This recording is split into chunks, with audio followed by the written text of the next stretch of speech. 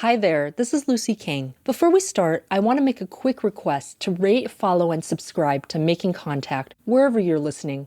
Now, on to the show. This week on Making Contact. Leaving aside the bloody catalog of oppression, which we are in one way too familiar with already, what this does to the subjugated is to destroy his sense of reality. This means, in the case of an American Negro, born in that glittering republic, and in the moment you are born, since you don't know any better, every stick and stone and every face is white, and since you have not yet seen a mirror, you suppose that you are too. It comes as a great shock around the age of 5 or 6 or 7 to discover that Gary Cooper killing off the Indians when you were rooting for Gary Cooper, that the Indians were you.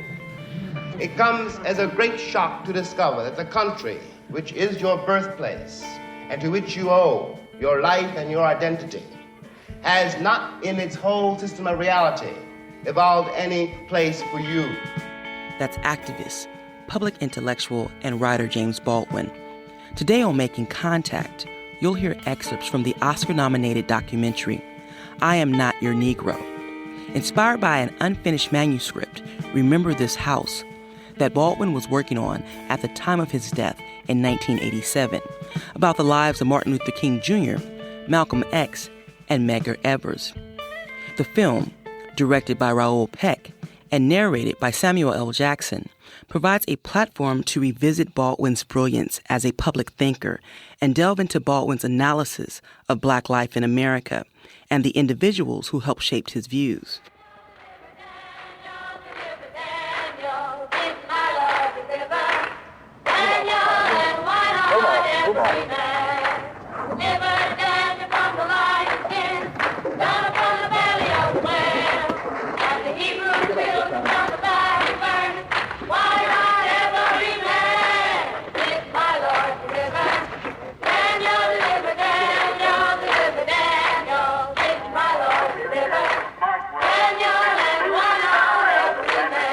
We've invited 3 men on the forefront of the Negro struggle to sit down and talk with us in front of the television camera. Each of these men, through his actions and his words, but with vastly different manner and means, is a spokesman for some segment of the Negro people today. Black people in this country have been the victims of violence at the hands of the white man for 400 years. And following the ignorant Negro preachers, we have thought that it was godlike to turn the other cheek to the brute that was brutalizing us. Malcolm X, one of the most articulate exponents of the black Muslim philosophy, has said of your movement and your philosophy that it plays into the hands of the white oppressors, that they are happy to hear you talk about love for the oppressor because this disarms the Negro and fits into the stereotype of the Negro as a meek, turning the other cheek sort of creature. Would you care to comment on Mr. X's belief? Well, I don't think of love as, in this context, as emotional bosh. But I think of love as something strong and that organizes itself into powerful, direct action. This is what I tried to teach in this struggle in the South, that we are not engaged in a struggle that means we sit down and do nothing. That there's a great deal of difference between non-resistance to evil and non-violent resistance. Martin Luther King is just a 20th century or modern Uncle Tom or a religious Uncle Tom who is doing the same thing today to keep Negroes defenseless in the face of attack that Uncle Tom did on the plantation to keep those Negroes defenseless in the face of the attack of the Klan in that day. I think, though, that we can be sure that the vast majority of Negroes who engage in the demonstrations and who understand the nonviolent philosophy will be able to face dogs and all of the other brutal methods that are used without retaliating with violence, because they understand that one of the first principles of nonviolence is a willingness to be the recipient of violence while never inflicting violence upon another. As concerns Malcolm and Martin, I watched two men coming from unimaginably different backgrounds, whose positions originally were poles apart, driven closer and closer together. By the time each died, their positions had become virtually the same position. It can be said indeed that Martin picked up Malcolm's burden, articulated the vision which Malcolm had begun to see and for which he paid with his life, and that Malcolm was one of the people Martin saw on the mountaintop. Medgar was too young to have seen this happen, though he hoped for it and would not have been surprised. But Medgar was murdered first. I was older than Medgar, Malcolm, and Martin. I was raised to believe that the eldest was supposed to be a model for the younger, and was, of course, expected to die first. Not one of these three lived to be 40.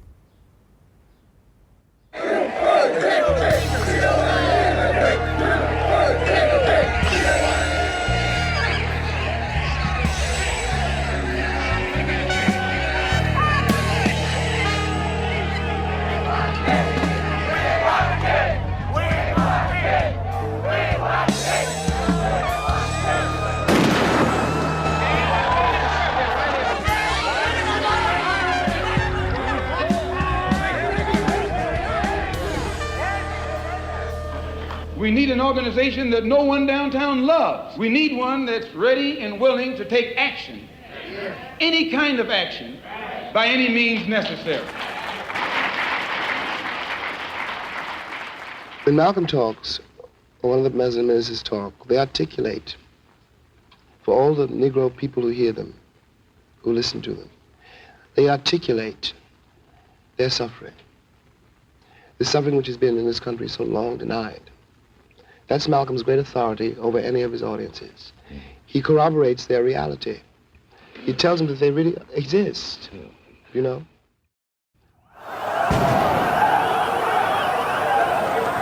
Stay back, stay back.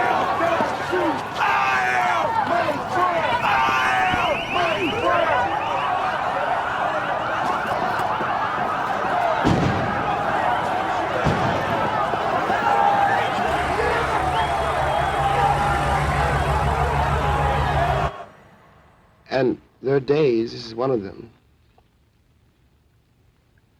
when you wonder what your role is in this country and what your future is in it.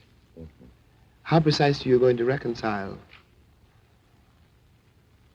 yourself to your situation here, and how you're going to communicate to the vast, heedless, unthinking, cruel white majority that you are here.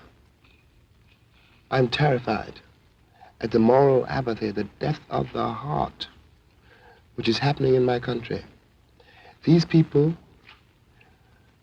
have deluded themselves for so long that they really don't think I'm human. I base this on their conduct, not on what they say. And this means that they have become, in themselves, moral monsters.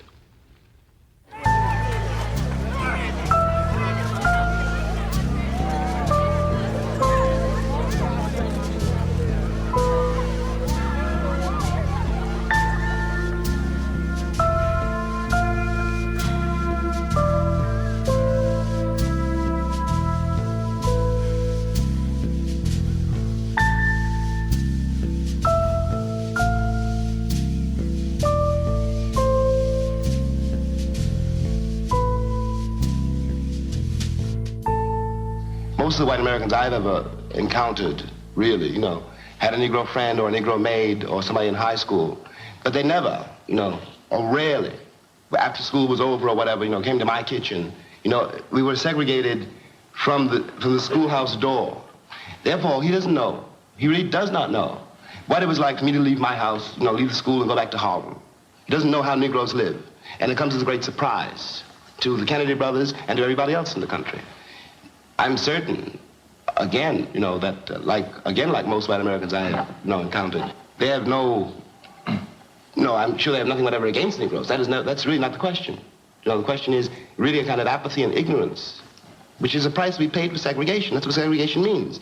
You don't know what's happening on the other side of the wall because you don't want to know. I was, in some way, in those years, without entirely realizing it, the great black hope of the great white father. I was not a racist, or so I thought. Malcolm was a racist, or so they thought.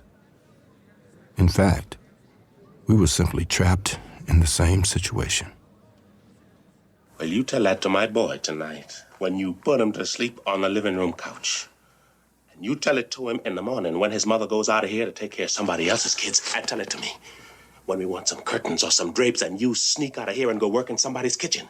All I want is to make a future for this family. All I want is to be able to stand in front of my boy like my father never was able to do to me. I must sketch now the famous Bobby Kennedy meeting. Lorraine Hansberry would not be very much younger than I am now if she were alive. At the time of the Bobby Kennedy meeting, she was 33. That was one of the very last times I saw her on her feet, and she died at the age of 34. I miss her so much. People forget how young everybody was.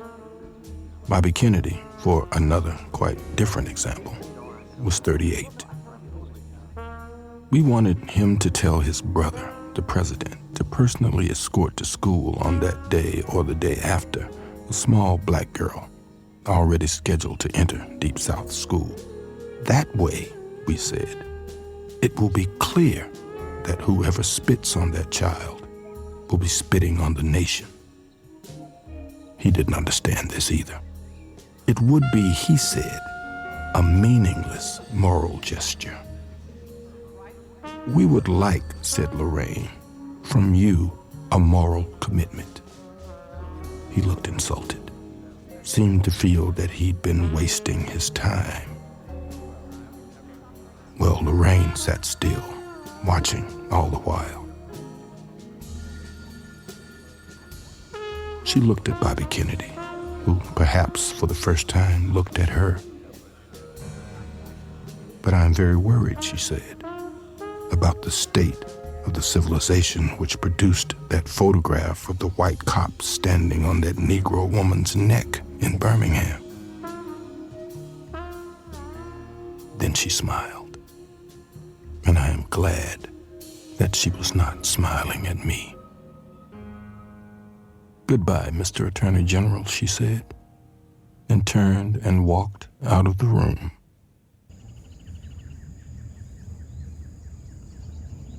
The Negro has never been as docile as white Americans wanted to believe.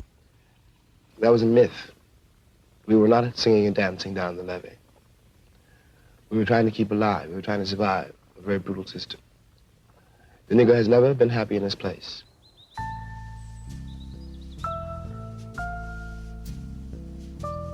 One of the most terrible things is that, in fact, whether I like it or not, I am an American. My school really was the streets of New York City. My frame of reference was George Washington and John Wayne. But I was a child, when a child opens his eyes in the world, he has to use what he sees. There's nothing else to use. And you are formed by what you see, the choices you have to make, and the way you discover what it means to be black in New York. And then throughout the entire country. I know how you watch as you grow older. And this is not a figure of speech. The corpses of your brothers and your sisters pile up around you. And not for anything they have done. They were too young to have done anything. But what one does realize is that when you try to stand up and look the world in the face like you had a right to be here, you have attacked the entire power structure of the Western world. Forget the Negro problem. Don't write any voting acts. We had that. It's called the 15th Amendment. During the Civil Rights Bill of 1964, what you have to look at is what is happening in this country. And what is really happening is that brother has murdered brother knowing it was his brother. White men have lynched Negroes knowing them to be their sons. White women have had Negroes burned knowing them to be their lovers. It is not a racial problem. It's a problem whether or not you're willing to look at your life and be responsible for it and then begin to change it. That great Western house I come from is one house, and I am one of the children of that house. Simply, I'm the most despised child of that house. And it is because the American people are unable to face the fact that, in fact, I am flesh of their flesh, bone of their bone, created by them. My blood, my father's blood is in that soil.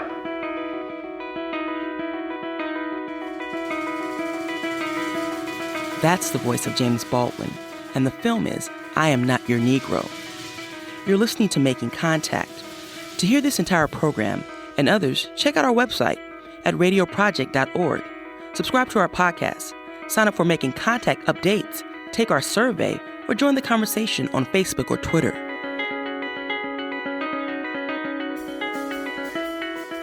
James Baldwin wrote about race and identity in America in an unapologetic fashion. In a cross-current article in 1961, Baldwin said, quote, "To be a Negro in this country and to be relatively conscious is to be in a rage almost all the time," end quote.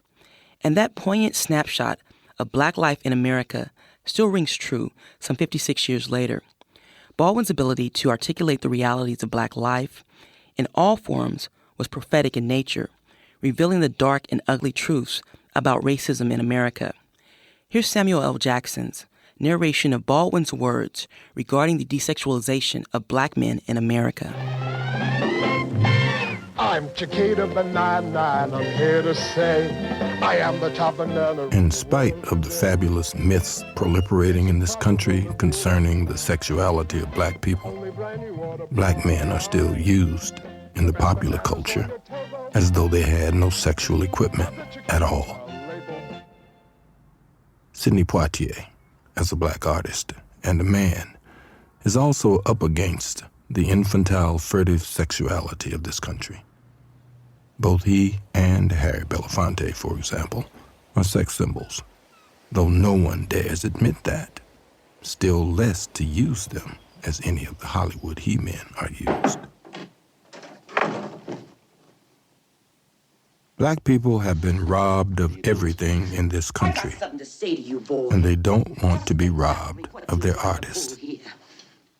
Black people particularly disliked Guess Who's Coming to Dinner because they felt that Sidney was, in effect, being used against them. Guess Who's Coming to Dinner may prove in some bizarre way to be a milestone, because it is really quite impossible to go any further in that particular direction. If you ever plan to motor west, the next time, the kissing will have to start. take the highway, that's the best. Well, got your ticket? Here you are. Thank you. I am aware that men do not kiss each other in American films, nor for the most part in America, nor do the Black detective and the white sheriff kiss here. You take care. You hear? But the obligatory fade-out kiss in the classic American film did not speak of love, and still less of sex. It spoke of reconciliation, of all things now becoming possible. Baldwin not only brought attention to the challenges of being Black in America, he also highlighted the realities of being a gay man. In James Baldwin, The Last Interview and Other Conversations, Go the Way Your Blood Beats, he spoke candidly with interviewer Richard Goldstein about his experience as a Black gay man. In response to a question that examined America's struggle with homophobia, Baldwin said, quote, I think Americans are terrified of feeling anything. And homophobia is simply an extreme example of the American terror that's concerned with growing up. I never met a more infantile people in my life. The sexual question and the racial question have always been entwined, you know. If Americans can mature on the level of racism, then they have to mature on the level of sexuality. And later, when asked if black gay people have the same sense of being as white gay people, Baldwin responded by saying, quote, well, that, I think, is because you are penalized, as it were, unjustly. You're placed outside a certain safety to which you think you were born. A black gay person who is a sexual conundrum to society is already, long before the question of sexuality comes into it, menaced and marked because he's black or she's black. The sexual question comes after the question of color. It's simply one more aspect of the danger in which all black people live. I think white gay people feel cheated because they were born, in principle, into a society in which they were supposed to be safe. The anomaly of their sexuality puts them in danger unexpectedly. Their reaction seems to me in direct proportion to the sense of feeling cheated of the advantages which accrue to white people in a white society. There's an element, it seemed to me, of bewilderment and complaint. Now, that may sound harsh, but the gay world, as such, is no more prepared to accept black people than anywhere else in society. Baldwin's analysis of America's racial dilemma was filled with acute directness and fierce honesty. In I Am Not Your Negro, Baldwin in 1965 exposed the hypocrisy and arrogance of then ex-Attorney General Robert Kennedy's suggestion that black progress was possible based on a timeline acceptable to white Americans. I remember, for example, when the ex-Attorney General, Mr. Robert Kennedy, said that it was conceivable that in 40 years in America we might have a Negro president. And that sounded like a very emancipated statement, I suppose, to white people. They were not in Harlem when this statement was first heard, and did not hear, and possibly will never hear, the laughter and the bitterness and the scorn with which the statement was greeted. From the point of view of the man in the Harlem barbershop, Bobby Kennedy only got here yesterday. And now he's already on his way to the presidency. We've been here for 400 years, and now he tells us that maybe in 40 years, if you're good, we may let you become president.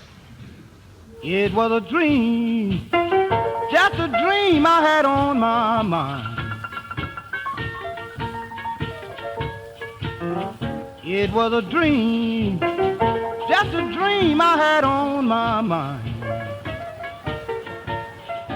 With anger and elegance, Baldwin's compelling analysis of race in America affirmed our existence and experiences, for he was a champion of truth and justice, an advocate for Black America. And at a time when racial tension is brewing high in the United States, his perspective is even more relevant. I'll tell you this. When I left this country in 1948, I left this country for one reason only, one reason. I didn't care where I went. I might have gone to Hong Kong, I might have gone to Timbuktu, I ended up in Paris, on the streets of Paris, with $40 in my pocket on the theory that nothing worse could happen to me there than had already happened to me here. You talk about making it as a writer by yourself. You had to be able then to turn off all the antenna with which you live, because once you turn your back on this society, you may die. You may die. And it's very hard to sit at a typewriter and concentrate on that if you're afraid of the world around you. The years I lived in Paris did one thing for me. They released me from that particular social terror, which was not the paranoia of my own mind, but a real social danger visible in the face of every cop, every boss, everybody. I don't know what most white people in this country feel, but I can only include what they feel from the state of their institutions. I don't know if white Christians hate Negroes or not, but I know that we have a Christian church which is white and a Christian church which is black. I know, as Malcolm X once put it, that the most segregated hour in American life is high noon on Sunday. That says a great deal for me about a Christian nation. It means that I can't afford to trust most white Christians and certainly cannot trust the Christian church. I don't know whether the labor unions and their bosses really hate me. That doesn't matter, but I know I'm not in their unions. I don't know if the real estate lobby has anything against black people, but I know the real estate lobbies keep me in the ghetto. I don't know if the Board of Education hates black people, but I know the textbooks that give my children to read and the schools that we have to go to. Now, this is the evidence. You want me to make an act of faith, risking myself, my wife, my woman, my sister, my children, on some idealism which you assure me exists in America, which I have never seen.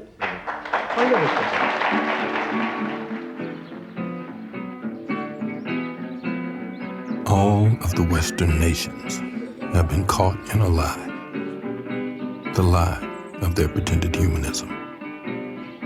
This means that their history has no moral justification, and that the West has no moral authority.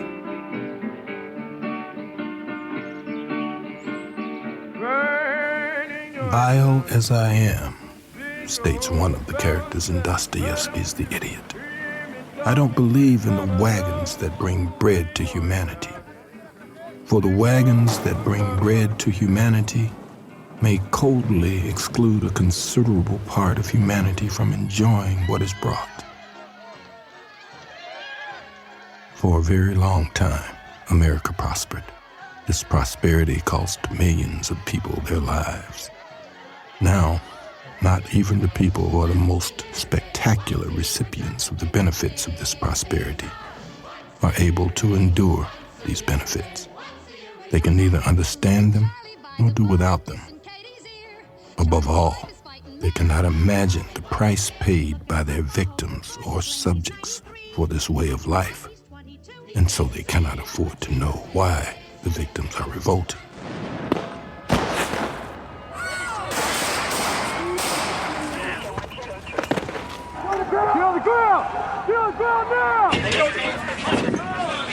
For an entire people to surrender to the notion that 1/9 of its population is beneath them. And until that moment, until the moment comes when we, the American people, are able to accept the fact that I have to accept, for example, that my ancestors are both white and black, that on that continent we are trying to forge a new identity for which we need each other, and that I am not a ward of America. I am not an object of missionary charity. I am one of the people who built the country.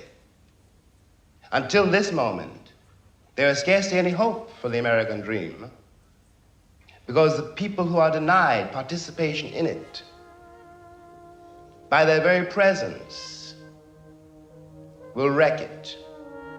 And if that happens, it's a very grave moment for the West. Thank you.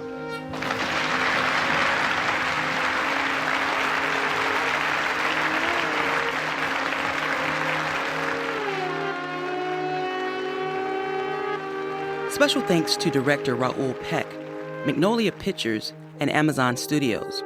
The Making Contact team includes Lisa Rudman, Marie Che, RJ Lozada, Monica Lopez, Sabine Blazin, Veritai Kolsker, and I'm Anita Johnson.